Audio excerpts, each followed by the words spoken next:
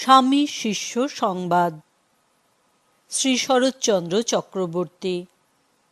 পূর্বকাণ্ড ও উত্তরকাণ্ড। পূর্বকাণ্ড। তৃতীয় বল্লী। স্থান কাশীপুর। গোপাললাল শীলের বাগান। বর্ষ 1897 খ্রিস্টাব্দ। স্বামীজির অদ্ভুত শক্তির প্রকাশ। কলিকাতার বড়বাজার পল্লীর বিশিষ্ট হিন্দুস্থানী পণ্ডিতগণের স্বামীজিকে দেখিতে আগমন। পণ্ডিতগণের সহিত স্বামীজির সংস্কৃত ভাষায় শাস্ত্রালাপ। স্বামীজির সম্বন্ধে পণ্ডিতগণের ধারণা। গুরু ভ্রাতাগণের স্বামীজির প্রতি ভালোবাসা। সভ্যতা কাহাকে বলে?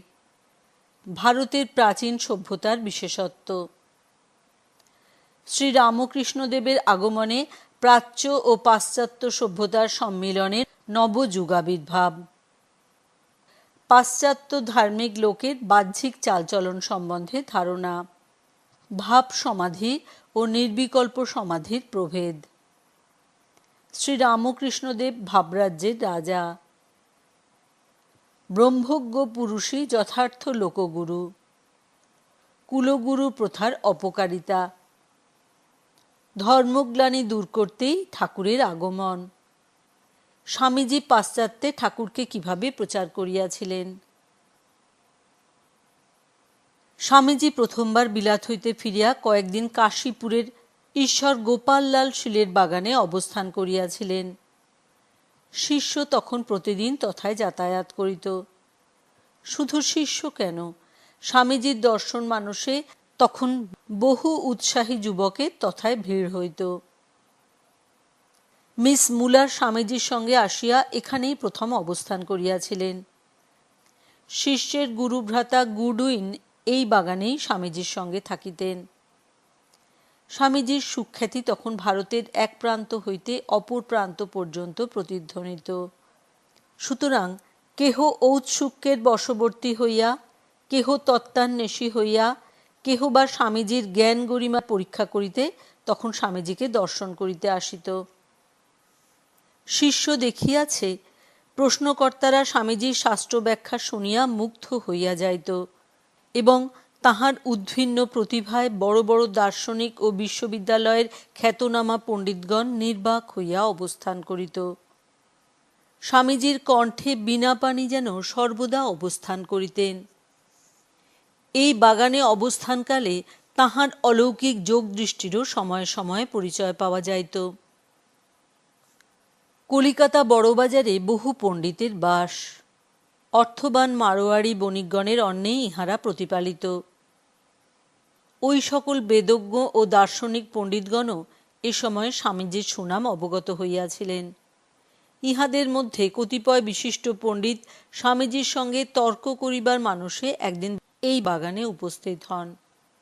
শিষ্য সেদিন তথায় উপস্থিত ছিল। আগন্তুক পণ্ডিতগণের সকলেই সংস্কৃত ভাষায় অনর্গল কথাবার্তা বলিতে পারিতেন।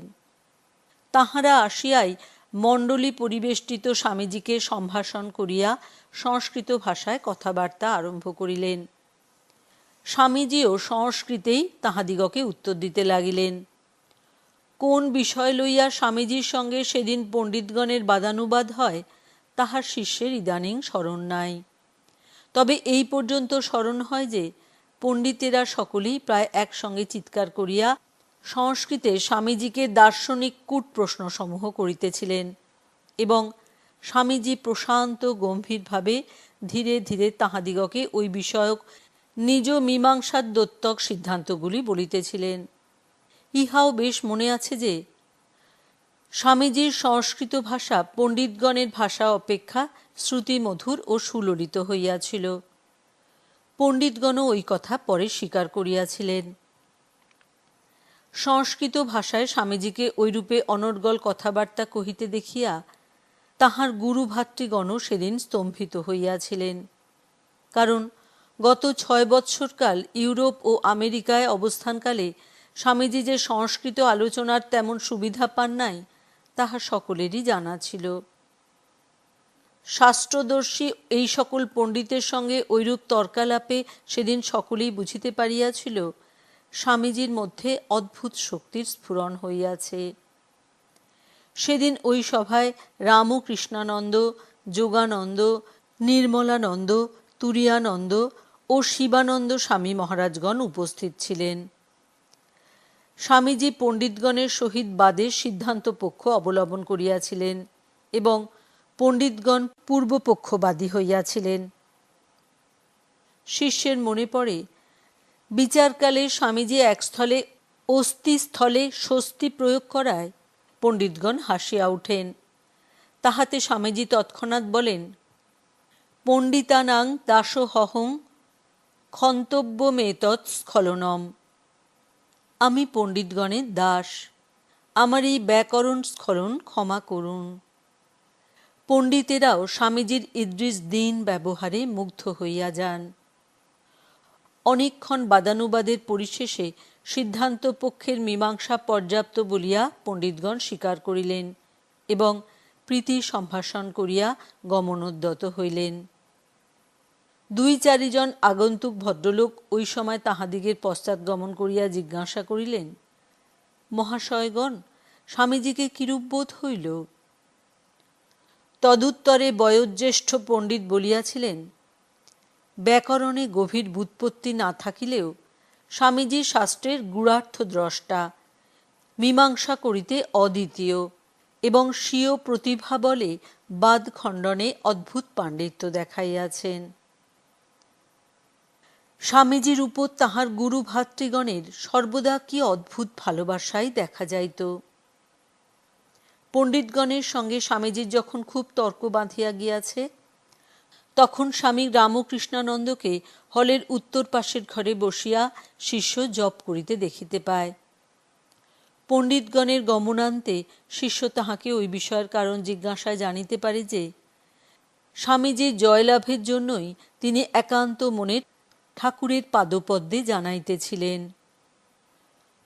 পণ্ডিতগণ চলিয়া গেলে শিষ্য স্বামীজির নিকট শ্রবণ করে যে, পূর্বপক্ষকারী উক্ত পণ্ডিতগণ পূর্ব মীমাংসা শাস্ত্রে সুপণ্ডিত।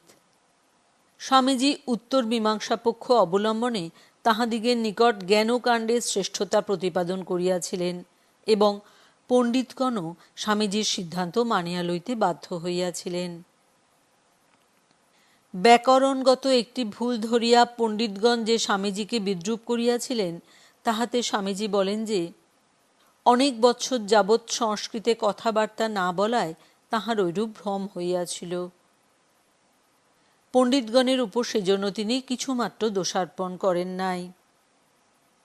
ওই বিষয়ে স্বামীজি ইহাও কিন্তু বলিয়াছিলেন যে, পাশ্চাত্য দেশে বাদের মূল বিষয় ছাড়িয়া ঐরূপে ভাষায় সামান্য ভুল ধরা প্রতিপক্ষের পক্ষে মহা অসৌজন্য জ্ঞাপক। সভ্য সমাজ ঐরূপ স্থলে ভাবটাই লয়, ভাষার দিকে লক্ষ্য করে না। তোদের দেশে কিন্তু খোসা লইয়াই মারামারি চলছে, ভিতরকার শস্যের কেহই অনুসন্ধান করে না। এই বলিয়া স্বামীজি শিষ্যের সঙ্গে সেদিন সংস্কৃতে আলাপ করিতে আরম্ভ করিলেন। শিষ্য ভাঙা সংস্কৃতে জবাব দিতে লাগিল। তথাপি তিনি তাহাকে উৎসাহিত করিবার জন্য প্রশংসা করিতে লাগিলেন। ওই দিন হইতে শিষ্য স্বামীজির অনুরোধে তাহার সঙ্গে প্রায়ই মধ্যে মধ্যে দেবভাষায় কথাবার্তা কহিত।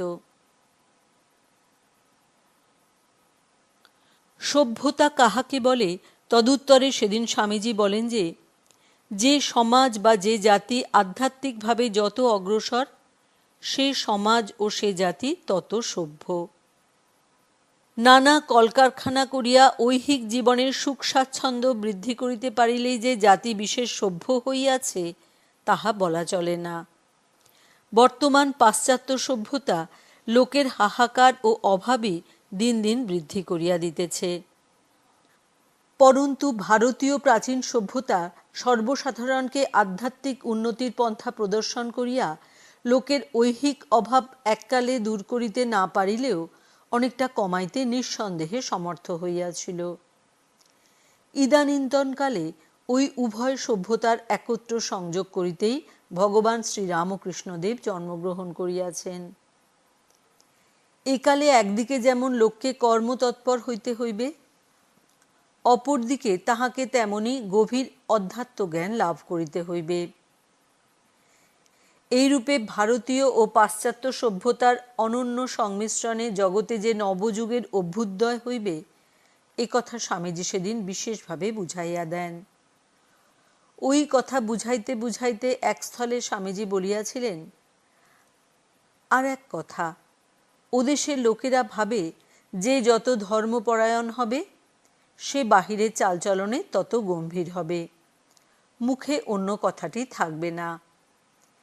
একদিকে আমার মুখে উদার ধর্ম কথা শুনে ওদেশের ধর্মযাজকেরা যেমন অবাক হয়ে যেত, বক্তৃতান্তে বন্ধু বান্ধবদের সহিত ফষ্টি নষ্টি করতে দেখে আবার তেমনই অবাক হয়ে যেত। মুখের উপর কখনো কখনো বলেও ফেলত, স্বামীজি, আপনি একজন ধর্মযাজক, সাধারণ লোকের মতো এরূপ হাসি তামাশা করা আপনার উচিত নয়, আপনার ওরূপ চপলতা শোভা পায় না। তদুত্তরে আমি বলিতাম, we are children of bliss, why should we look morose and sombre? আমরা আনন্দের সন্তান, আমরা বিরস বদনে থাকব কেন? ওই কথা শুনে তারা মর্মগ্রহণ করতে পারত কিনা সন্দেহ। সেদিন স্বামীজি ভাব সমাধি ও নির্বিকল্প সমাধি সম্বন্ধেও নানা কথা বলিয়াছিলেন। যতদূর সাধ্য নিম্নে তাহার পুনরাবৃত্তি করা গেল। মনে করো একজন হনুমানের মতো ভক্তিভাবে ঈশ্বরের সাধনা করছে। ভাবে যত গাঢ়তা হতে থাকবে, ওই সাধকের চলন বলন ভাবভঙ্গি এমনকি শারীরিক গঠনাদিও ওইরূপ হয়ে আসবে। জাত্যান্তর পরিণাম ওই রূপেই হয়। ওইরূপ একটা ভাব নিয়ে সাধক ক্রমে তদাকারাকারিত হয়ে যায়। কোনো প্রকার ভাবের চরমাবস্থার নামই ভাব সমাধি। আর আমি দেহ নই, মন নই, বুদ্ধি নই, এইরূপে নেতি নেতি করতে করতে জ্ঞানী সাধক চিন্মাত্র সত্তায় অবস্থিত হলে নির্বিকল্প সমাধি লাভ হয়। এক একটা ভাব নিয়েই সিদ্ধ হতে বা ওইভাবে চরমাবস্থায় পৌঁছতে কত জন্মে চেষ্টা লাগে। ভাবরাজ্যে রাজা আমাদের ঠাকুর কিন্তু 18টি ভাবের সিদ্ধি লাভ করেছিলেন। ভাব মুখে না থাকলে তাঁর শরীর থাকতো না, এ কথাও ঠাকুর বলতেন। কথায় কথায় শিষ্য ওই দিন জিজ্ঞাসা করিয়াছিল, মহাশয়, ওদেশে কিরূপ আহারাদি করিতেন? স্বামীজি বলিলেন, ওদেশের মতোই খেতুম। আমরা সন্ন্যাসী, আমাদের কিছুতেই জাত যায় না। এদেশে তিনি ভবিষ্যতে কি প্রণালীতে কার্য করিবেন তৎসম্বন্ধেও ওই দিন স্বামীজি বলেন যে, মাদ্রাজ ও কলিকাতায় 2টি কেন্দ্র করিয়া সর্ববিধ লোককল্যাণার্থ নূতন ধরনের সাধু সন্ন্যাসী তৈরি করিবেন। আরও বলিলেন যে, ডিস্ট্রাকশন দ্বারা বা প্রাচীন রীতিসমূহ অযথা ভাঙিয়া সমাজ বা দেশের উন্নতি করা যায় না। সর্বকালে সর্বদিনে উন্নতি লাভ কনস্ট্রাকটিভ প্রসেসের দ্বারা, অর্থাৎ প্রাচীন রীতি প্রভৃতিকে নূতনভাবে পরিবর্তিত করিয়া গড়িয়াই হইয়াছে। ভারতবর্ষের ধর্মপ্রচারক মাত্রই পূর্ব যুগে ওইরূপে কার্য করিয়া গিয়াছেন। একমাত্র বুদ্ধদেবের ধর্ম ডিস্ট্রাকটিভ ছিল। সেই জন্য ওই ধর্ম ভারতবর্ষ হইতে নির্মূল হইয়া গিয়াছে। শিষ্যের মনে হয় স্বামীজি ওইভাবে কথা কহিতে কহিতে বলিতে লাগিলেন, একটি জীবের মধ্যে ব্রহ্ম বিকাশ হইলে হাজার হাজার লোক সেই আলোকে পথ পাইয়া অগ্রসর হয়। ব্রহ্মজ্ঞ পুরুষেরাই একমাত্র লোকগুরু। এই কথা সর্বশাস্ত্রে ও যুক্তি দ্বারা সমর্থিত হয়। অবৈদিক অশাস্ত্রীয় কুলগুরু প্রথা স্বার্থপর ব্রাহ্মণেরাই এদেশে প্রচলন করিয়াছে। সেই জন্যই সাধন করিয়াও লোক এখন সিদ্ধ বা ব্রহ্মজ্ঞ হইতে পারিতেছে না। ধর্মের এই সকল গ্লানি দূর করিতেই ভগবান শ্রীরামকৃষ্ণ শরীর ধারণ করিয়া বর্তমান যুগে জগতে অবতীর্ণ হইয়াছেন। তাঁহার প্রদর্শিত সার্বভৌম মত জগতে প্রচারিত হইলে জগতের এবং জীবের মঙ্গল হইবে। এমন অদ্ভুত মহা সমন্বয়াচার্য বহু শতাব্দী যাবৎ ভারতবর্ষে ইতঃপূর্বে জন্মগ্রহণ করেন নাই। স্বামীজির একজন গুরুভ্রাতা এই সময় জিজ্ঞাসা করিলেন, তুমি ওদেশে সর্বদা সর্বসমক্ষে ঠাকুরকে অবতার বলিয়া প্রচার করিলে না কেন? স্বামীজি বলিলেন, ওরা দর্শন বিজ্ঞানের বড়ই বড়াই করে, তাই যুক্তি তর্ক দর্শন বিজ্ঞান দিয়ে ওদের জ্ঞান গরিমা চূর্ণ করে দিতে না পারলে কোনো কিছু প্রতিষ্ঠা করা যায় না। তর্কে খেই হারিয়ে যারা যথার্থ তত্ত্বান্বেষী হয়ে আমার কাছে আসত, তাদের কাছে ঠাকুরের কথা কইতুম। নতুবা একেবারে অবতারবাদের কথা বললে ওরা বলতো, ও আর তুমি নূতন কি বলছো, আমাদের প্রভু ঈশাই তো রয়েছেন। 3-4 ঘণ্টাকাল ওইরূপে মহানন্দে অতিবাহিত করিয়া শিষ্য সেদিন অন্যান্য আগন্তুক ব্যক্তিদিগের সহিত কলিকাতায় ফিরিয়া আসিয়াছিল।